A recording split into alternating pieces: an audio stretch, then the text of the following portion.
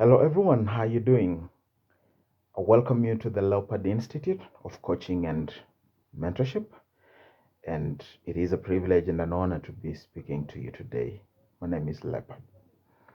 We have had the privilege to do an introduction to self-awareness, and we have been able to discuss the scope of that particular topic.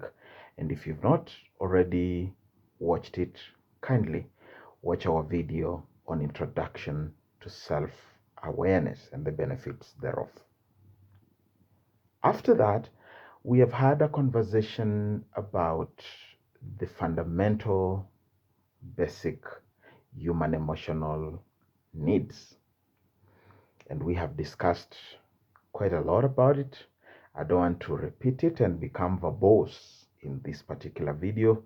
So if you've not had the privilege to listen, please check back at our videos and listen to the video on human emotional needs. So today we're gonna do two things. One, I will discuss emotional safety, and then I will give you a testing tool, basically an emotional assessment kit, which is supposed to assist you or to help you to do an assessment of your emotional situation so that you are able to tell what is your status, what has been your status. Are there emotional needs that you are not meeting or other people around you are not meeting? Are you in an environment where your emotional needs are being abused or you're being deprived of emotional needs? Of course, going forward, we will then try to address how could we go about that? What does that mean? What are our opportunities? And how could we work these around such that we are able to meet our emotional needs? So first of all, I want us to be able to discuss emotional safety. And when we talk about emotional safety, we want to bring to the surface two things. The first thing that we want to bring to the surface is that in line with our understanding of basic human emotional needs, which are basically peace, to be happy, to be fulfilled, to feel content, to feel appreciated, to feel that you are safe and that you generally belong to a community, or you are thriving in a community, or you are within a thriving community with yourself also thriving in it. Building on that foundation, I would like us to gain knowledge on how exactly it is that we can tell as to whether people around us are giving us a safe environment for our emotions to thrive. Or better still, like I have said before in other presentations, better still, it assists us to know whether we are offering emotional safety to people who are around us. So it takes two to tango, and it's not just you. You don't live on your own and alone. No man is an island. At the workplace, you work with people. In your household, you live with people, whether it is a spouse, a friend, a relative, a brother, a sister, a cousin, or just a friend. In a church, in our organization, in our chama, whatever it is, in our football club or a club that we belong to, we are no island. And so we need to discuss and find out as to whether we are offering emotional security to the people around us. But on the other hand, we are trying to find out whether the environment in which we are is a safe and thriving environment. So quickly, if your partner dismisses your concerns, if your partner dismisses your feelings or forces you to suppress your emotions, then they are being unsafe towards you. Or if you're doing that to somebody else, then you're making them unsafe. If your partner accepts your feelings and allow you to express them exactly as they are and as authentic as they are, then that is emotional safety. If your partner communicates consistently and they tend to avoid, rather, if your partner's communication is unclear and is inconsistent and they tend to avoid important communications or important conversations, that is unsafe. And what that means is that communication is supposed to be clear, it's supposed to be consistent, and we should not avoid important conversations. So what exactly do I mean here? There are certain people around us who may engage us and communicate to us for us to understand how they feel about something, or how they value certain things, or how they perceive certain things. But unfortunately, it is not consistent, because today they bring this value, and when a different set of circumstances come on the table, the value system changes. That is unsafe. You are supposed to have a common value that cuts across circumstances and cuts across all of your perceptions and your perspectives. And even when we have important, difficult conversations, we should not run away from having those conversations, because by so doing, it makes us unsafe to the people that we are keeping around us. However, safety is where a partner is eager to communicate their feelings, their needs, their thoughts, and they are clear and they are honest. Now, the other thing about emotional safety is that if your partner underestimates your opinions, makes sarcastic comments, considers your opinions and your views as ridiculous, irrational, or tries to persuade you to adopt their own belief, that is unsafe. So technically what is supposed to happen is that the person who is near you, your partner, whether it is at work or at home, they should listen to you, they should respect your opinions, they should agree to differ with your opinion, but allow you to keep your opinion. And that includes the conversations that we have even on social media, on WhatsApp, on Instagram, on LinkedIn, on Twitter. You find a lot of people exchanging a lot of negative energy, sometimes to the point of insulting each other and getting so personal, calling each other bad names, calling each other stupid and idiots and that kind of a thing. It is not right. It is not emotionally safe. A safe haven is a place where our emotions and our thinkings and our thoughts and ideas are allowed to be expressed without necessarily being ridiculed, without being subjected to sarcasm, and without being thought as irrational. Because sometimes I may say something that looks and sounds irrational to you, but until you listen to me and until you give me a chance to validate what I'm saying, you will never get to understand that. Now, the other unsafe characteristic and mannerism is a situation where your partner gets defensive, angry, frustrated when you tell them that they did something wrong or they did a mistake. Instead, your partner should be able and willing to take responsibility for their actions, admit their mistakes, accept your feedback, and try to clean up the mess that they have created. That is the place of emotional safety. I know that our traditions have told us and taught us that there are certain things and there are certain measures whereby people above a certain measure of ranking are not expected or imagine that they can make mistakes. So bosses think they cannot make mistakes. If they're your boss, they think they are right all the time, and you are most likely wrong. On the contrary, parents never get to admit when they are wrong most of the time, and that is not a good place to be. Those of us who have been pastors, we feel like, when we are wrong, we cannot be told that we are wrong, and if we are told, we are quick to remind you to touch not the anointed one of God. Those of us who are heads of families, we are husbands, and so we lead our families, and we are supposed to provide direction, provide a vision, and all that kind of a thing. Sometimes we are wrong, sometimes we make mistakes, sometimes we just suck at what we do. And when we are corrected, or when these things are flashed at us and presented to us, we should be able to accept that we are wrong. We should be able to accept when our craft has not been knit together, and at the same time be willing to take responsibility for our actions, accept our mistakes, take the feedback, and try to clean up the mess, and not to get defensive, angry, and frustrated every time and anytime somebody brings to our attention something that has not been done right. So we go next. It is when your partner or the person around you acts like you are inferior to them. They try to influence and control your relationship without taking your feelings into consideration. But safety is where your partner recognizes that you are different, you have different strengths, you have different weaknesses, you respect each other's needs, and that you are actually the same before the face of God. Now, we have friends, or we belong to circles, circles,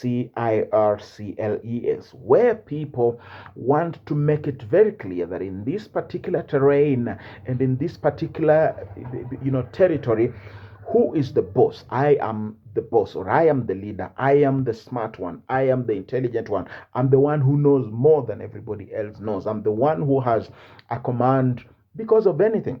there are conversations, and I'm told it's a joke that is made that there are some communities in Kenya whereby, if you do not have a PhD, then you cannot be elected to even be a chair of anything, and you don't stand a chance, no matter who you are. So, I mean, that's said jokingly.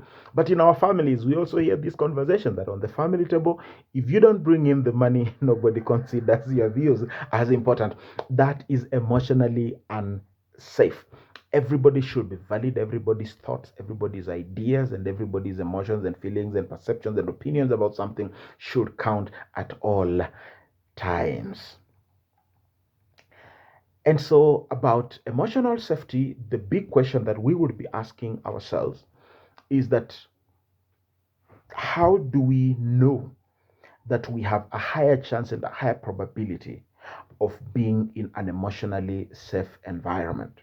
So basically, you are trying to make friendships. You go into a new society, maybe you go to a new church, maybe you go to a new estate, and you're trying to make relationships work. You just moved into a new neighborhood. You just got into a new job. You got into a new relationship. You have a boyfriend, you have a girlfriend, that kind of stuff. And you're trying to tell that, am I safe? Am I not safe? Is this relationship worthy pursuing? Is it a safe relationship for me to pursue? What do you look out for? Simple, and I'll try to break it down for you. So you need to go in an environment where people are willing to listen to you. You need to be in an environment where people are willing to validate you. To validate you means that they think positively about you. And if you do something right, they will be honest enough to tell you that you did it well. They will not be trying to take credit away from you. They'll not be trying to pluck feathers from you and decorating themselves with your feathers.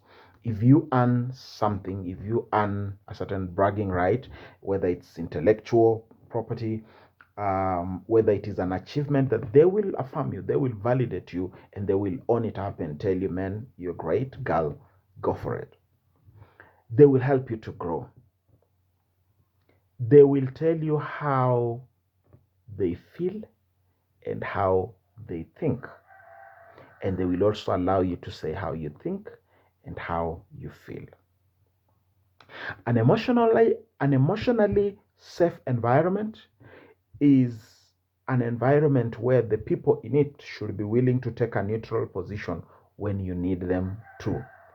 There are times when you will need the people around you to take a position and tell you which way it is.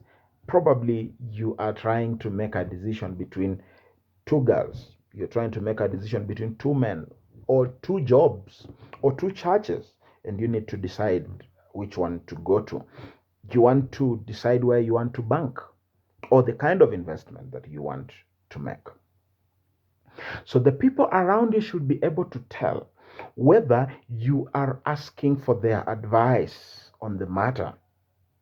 But they should also know that they must not project their advice in situations where you need and expect them to be neutral, so that you are able to bring your faculties into play and make your own decision independently. They should be willing to be patient with you, and you should be willing to be patient with them as well. People are very quick to point out what other people do to them, but they never look at the mirror and ask themselves whether they are doing the same. It is the saying, as we put it, that when your husband cooks for you, you say that is romantic. But when your brother cooks for his wife, you say he's being oppressed by the wife. So we must be willing to get rid of the double standards. And that's what I'm saying, that please make sure that you're looking out for safe haven and safe space for you to be emotionally safe, but at the same time, make sure that you are giving that to the people around you. A safe environment does not judge you, and you should also not judge others. Allow them to process their situations and to take responsibility for their actions and face the consequences where necessary. Just offer them the much needed support, but don't judge them. Allow them deal with their stuff. For lack of a better word, let them deal with their shit, man. And finally,